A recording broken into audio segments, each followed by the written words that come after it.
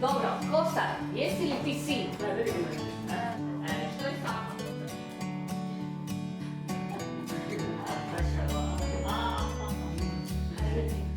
ماما šta si naučila danas؟ ايش تعلمت اليوم؟ اي كلمة احكي تعلمنا نحن اليوم ادوات المطبخ والاكل مثلا مثل نوج، كوخة، ريجا، نولا، فودا. تعلمنا كمان كتير يعني يايا، ميلكو، نوس، جليتسا. To što smo naučili danas, ona rekla vezano u kuhinji. Red, staviti. Red, staviti. Super. Ja sam krojačica. Zovem se Ahmed. Ja sam iz Sirije. Safa, što je ko sad pozadnja? Ona je studentica stomatologije. Odlično. Što je Ahmed pozadnja? Danas smo imali jedan sat hrvatskog jezika za azilante. U prvom satu smo zapravo uglavnom ponavljali i razvijali tu jednu konverzaciju između polaznika gdje su oni pokazali što su znali. Znači od predstavljanja, od pokazivanja predmeta, imenovanja predmeta, boja, brojeva koje smo radili do nekakvog razvijanja njihove međusobne komunikacije. Dok smo u drugom dijelu sata imali sat obrade novog gradiva, a to su bili pojmovi vezani za hranu i pribor za jelo. Osnovna namjena je osposobiti azilante za tržište rada, za deficitarna zanimanja u ugostiteljskom sektoru.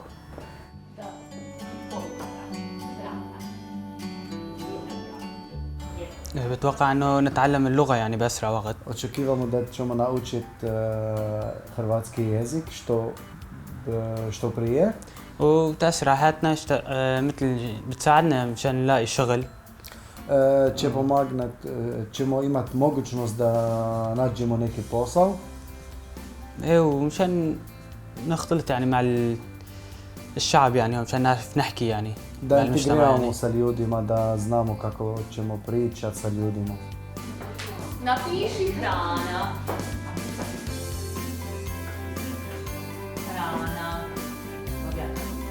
Hrana means food. Take. Hrana food. Razlika ovog tečaja i standardnog tečaja je možda u tome što je ovdje naglasak na hrani, na vokabularu, njihove nekakve osnovne, bazične jezične komunikacije stupnja 1 i vokabulara koji je vezan za hranu, za pribor za jelo, odnosno za taj ugostiteljski sektor, kulinarski, kojim će se oni kasnije baviti.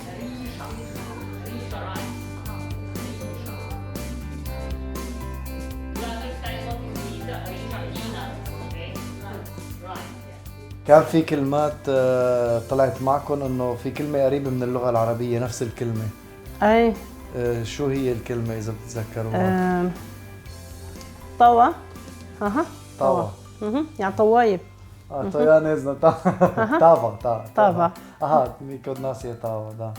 Zapravo sličnost između hrvatskog jezika, znači kada sam počela tečaj mislila sam da uopće nikakve sličnosti nema. Prije ove grupe polaznika radila sam s jednim Indijcem i učenju s njim smo zapravo shvatili da hrvatski i indijski jezik ima određene sličnosti, pogotovo zato jer je riječ o indoeuropskim jezicima. Pa je tu došla sličnost s farsijem. U pojedine riječi su zaista potpuno iste. Glagol biti, znači ja jesam, ti jesi, on jest, kod njih je habem, habes, habet, znači slično. Ima određene sličnosti. Hrvatski i arapski ne, možda u nekim turcizmima, ali hrvatski i farsi da. Polaznicima smatram da je najteže pisanje. Znači latinica, arapsko pismo, razlika u slovima, iako se na ovom tečaju više inzistira na konverzaciji.